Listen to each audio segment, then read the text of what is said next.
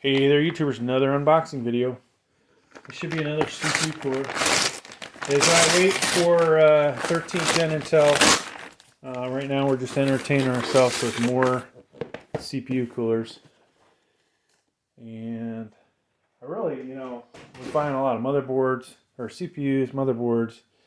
Now we're just buying this kind of stuff for the time being. So, GAMMAXX AG400, it's by DeepCool, single tower CPU cooler. We recently did the GAMMAXX GTE V2. I don't know if you guys can see this. Let's turn some more light on. Yeah, that's really hard to read, huh? So this one is good for LGA 1700, 1200, 1151, AM4, AM5, so it's good. I was wondering, will I have a CPU cooler that I can use for Ryzen 5 7600X, which I'm planning on buying, or maybe 7700X. Of course, this will have a 120 millimeter fan, airflow 75.89 cubic feet per minute, fan noise 31.5 decibels. So it's going to be relatively loud. 4-pin. There's no RGB on this thing, right? Somebody always asks me that. No RGB. The cool thing is, since I have the GAMMAXX, I could turn this into a dual fan version of it. There is, I believe there is one by DeepCool that's available that, is quite a bit more pricey. And so we could potentially do that. Alright, so we're going to open this kit first. Looks like there's a lot of parts in here. Move this out of the way. So this should be on the north side or the top side of the motherboard. So you can see it's threaded. This is what the CPU cooler will connect to.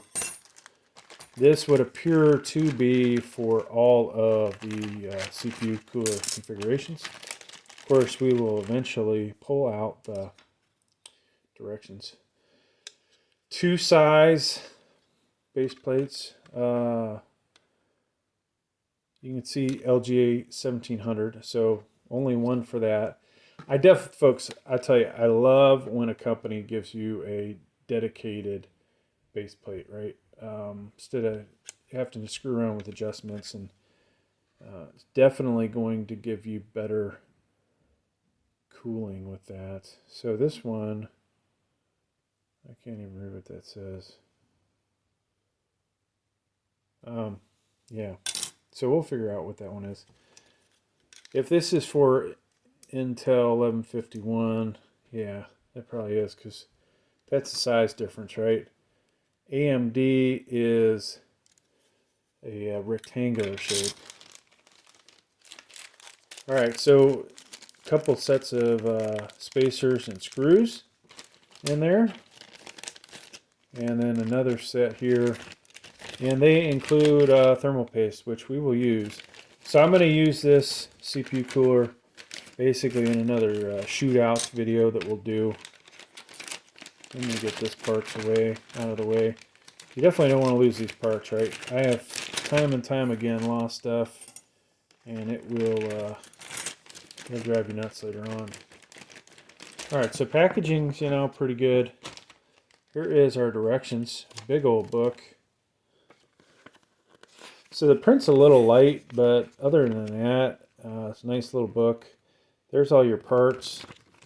There is no description of what the parts are, which is kind of a bummer, but you can go back and tell from the 1200 that you need base plate B, right? Somewhere in here. I don't know if we'll use this. We'll do another assembly. Maybe we will do a separate assembly for LGA 1151 or 1200, but we'll definitely do 1700. So here is that setup, and I'll make that video here shortly. This is actually probably the next CPU cooler to be used in my little shootout. Now the goal is to have basically a ranking system. I'm going to continue to use the i7-12700F, but we'll have a ranking system where you can go in and you know, kind of compare all these things and go, okay, that one is close.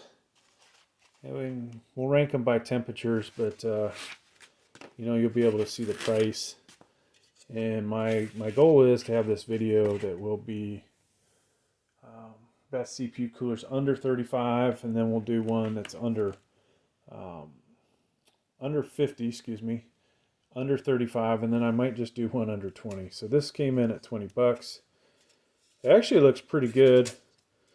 The CPU cooler on this one is actually looks a lot bigger than the tower, right?